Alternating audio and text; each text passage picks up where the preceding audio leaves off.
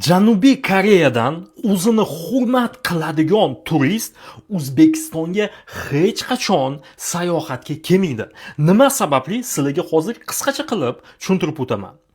Mana ko'rib turganingizdek, bu yigitimiz Janubiy Koreyani bir mashhur blogerlardan biri, sayohatchi bloger. YouTube sahifasida 400 mingtadan oshiq obunachisi bor. Bu safar ham Toshkentga keldi. Turist sifatida.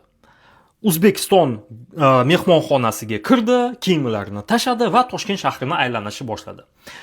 5 qozonga bordi, osh yedi, aylandi, o'tdi-bo'tdi, ish qilib hammasi yo'qdi va kechqurun O'zbekiston oteliga qaytib borayotganida O'zbekiston oteliga bog'liq do'konga kirdi. Ichimlik suv olaman deb. Ichimlik suv. Do'koniga kirdi va buni kuzatishingiz mumkin.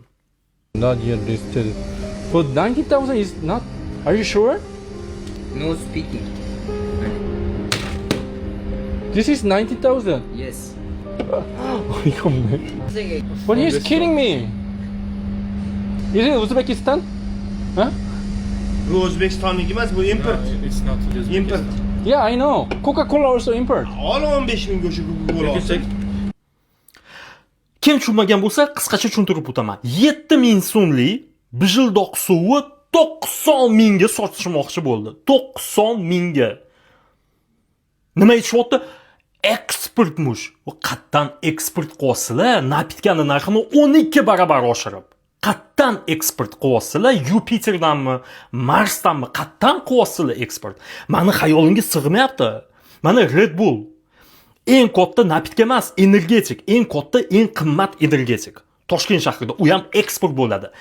Yarim litrli 36 ming so'm turadi. U ham eksport. Kallanglar joydamisizlarni?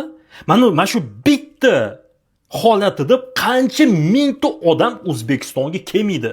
Nima sabab? Bu rolikni kecha ko'rganda 700 mingta odam ko'rib bo'lgan.